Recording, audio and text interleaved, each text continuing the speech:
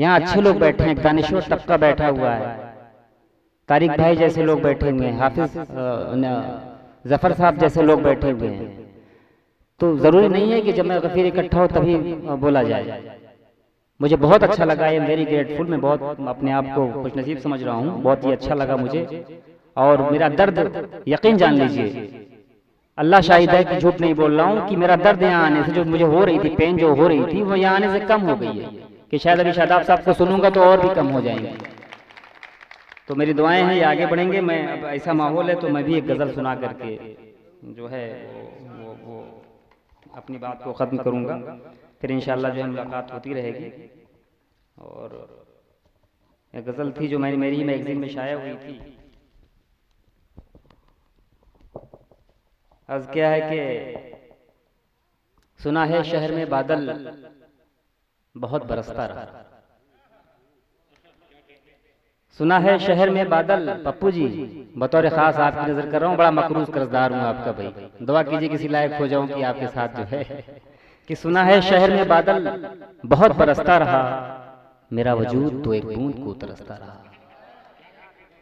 सुना है शहर में बादल बहुत बरसता रहा, मेरा वजूद तो एक बूंद को तरसता रहा।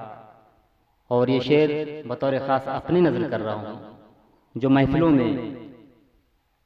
महफिलों में खिलाता था कैकहों का गुलाब, जो महफिलों में खिलाता था कैकहों के गुलाब, वो शख्स एक हंसी के लिए तरसता रहा, वो शख्स एक हंसी के लिए तरसता रहा। और मैं उसके वास्ते संदल का पेड़ था, लेकिन मैं उसके वास्ते संदल का पेड़ था, लेकिन वो नाग बन के मेरी खुशबुओं को डसता रहा। मैं उसके वास्ते संदल का पेड़ था, लेकिन वो नाग बन के मेरी खुशबुओं को डसता रहा।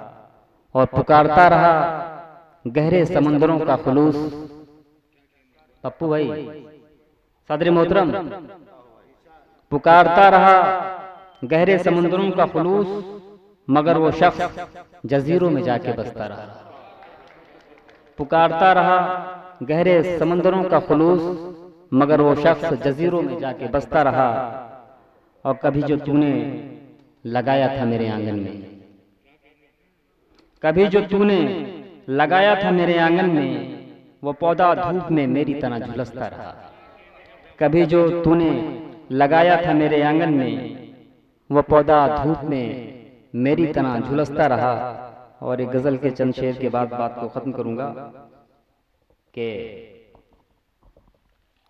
सदर मोहतरम अगर इजाजत हो, क्योंकि वक्त का तकाजा है जी, कि अर्ज क्या है कि बुझने के इंतजार में, तो रोशनी कर दें, बुझने के इंतजार में थकता है किस लिए। पप्पू भाई बुझने के इंतजार में थकता है किस लिए, चौखट पे चिराग सिसकता है किस लिए।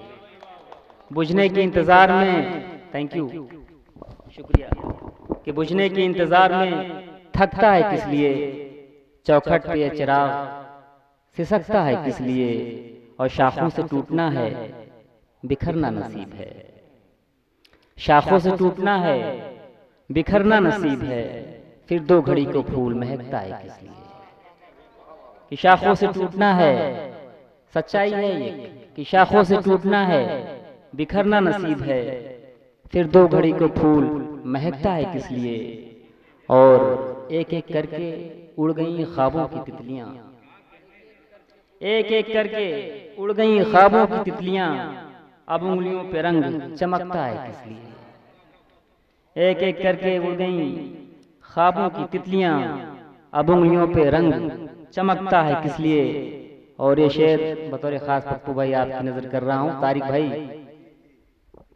घर तो मेरा जमाना हुआ खाक हो चुका, घर तो मेरा जमाना हुआ खाक हो चुका, शोला यहाँ वहां से लपकता है किस लिए। घर तो मेरा जमाना हुआ खाक हो चुका, शोला यहाँ वहां से लपकता है किस लिए। और तस्वीर दिल, thank you sir, thank you. घर तो मेरा जमाना हुआ, खाक हो चुका, शोला यहाँ वहां से लपकता है किस लिए, और तस्वीर दिल में जब वो किसी की सजा चुका, तस्वीर दिल में जब वो किसी की सजा चुका, सच बोलने में फिर वो झिझकता है किस लिए, तस्वीर दिल में जब वो किसी की सजा चुका, सच बोलने में फिर वो झिझकता है किस लिए। और ये आखिरी शेर के बाद बात खत्म कर रहा हूं कि उस बेवफा को मैंने तो कब से भुला दिया, उस बेवफा को मैंने तो कब के भुला दिया, कांटा सा भी दिल में खटकता है किस लिए, उस बेवफा को मैंने तो कब के भुला दिया, कांटा सा भी दिल में खटकता है किस लिए। बहुत बहुत शुक्रिया, मैनी थैंक्स टू यू। मुझे बहुत ही अच्छा लगा, इस स्कूल ने जो इज्जत मुझे दी है, जो प्यार दिया है, जो सम्मान दिया, मैं हमेशा इसके लिए मकबूल रहूंगा। और जहां भी जरूरत पड़ेगी, आज तो किसी लायक नहीं हूं, दुआ कीजिएगा किसी लायक अगर हुआ तो जरूर कदम से कदम मिला के चलूंगा। एक मरतबा फिर जफर साहब का, अबुल खैर साहब का, तारिक साहब का, रजब अली शेरवानी जी का, शादाब आजमी साहब का, और जो भी साथी हैं नसीम साज जी का, सभी का शुक्रिया अदा करते हुए अपनी बात को खत्म करता हूँ। एक मरतबा मैं चाहता हूँ पप्पू भाई का फिर से खैर मकदम हो जाए, अगर ये ना होते तो मैं ना आता। बहुत बहुत शुक्रिया, many thanks to you and hope to see you again. Thank you so much.